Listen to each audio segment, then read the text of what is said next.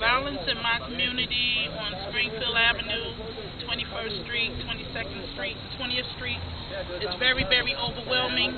The state police have taken over there now. The state police takes over, and the Irvington police is more so like a backup to them because of the drug use, the dealing of the drugs and the shootouts that they have over there. Proceed Inc. is a nonprofit, community-based organization. Since its inception in 1970, Proceed remains the sole Latino-sponsored health and human services organization operating out of Union County, with headquarters in Elizabeth, New Jersey. It has evolved from a neighborhood association to one of the largest organizations of its kind in New Jersey. Our mission is to provide individuals, families, and other organizations with a comprehensive network of appropriate supportive and preventive social, health, capacity building, and community development services that are culturally and linguistically designed to reaffirm self-actualization and improve living standards for the community.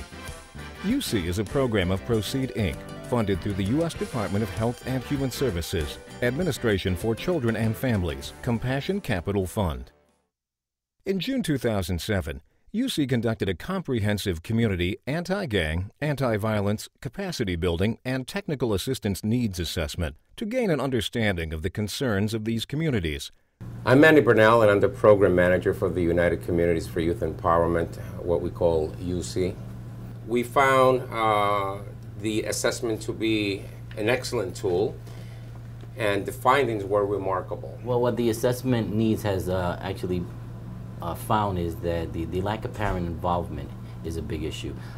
The absence of a parent in the home has a lot to do with youngsters getting involved in gangs and other type of negative types of activities.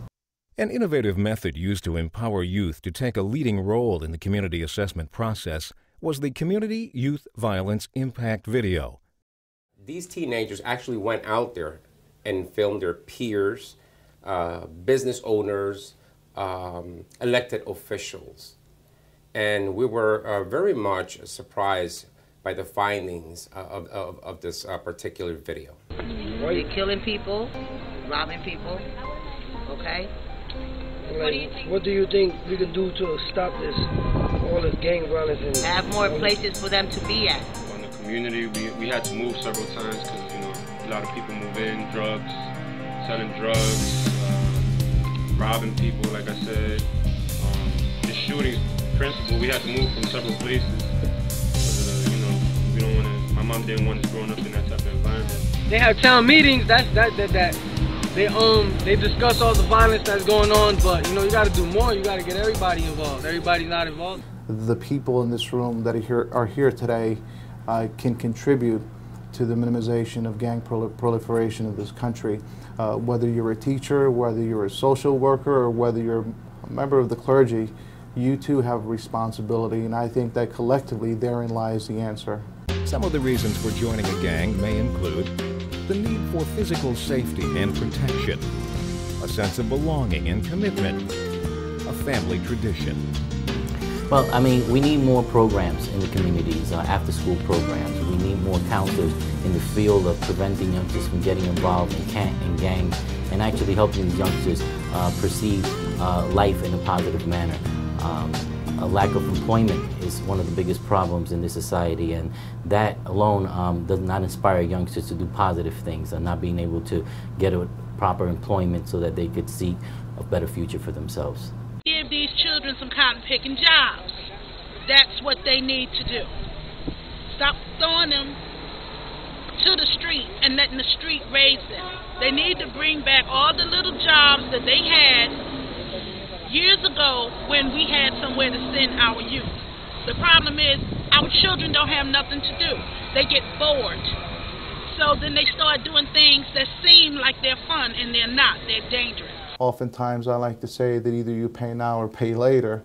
If you do not invest in these social services in the aggregate, we will pay later. We either pay by providing the children's things to do during the afternoons, or we will pay later by incarcerating them and by not having this child become a productive member of society. The school's personnel needs to receive more training in what is going on outside of the school as well as inside of the school when it comes to gangs.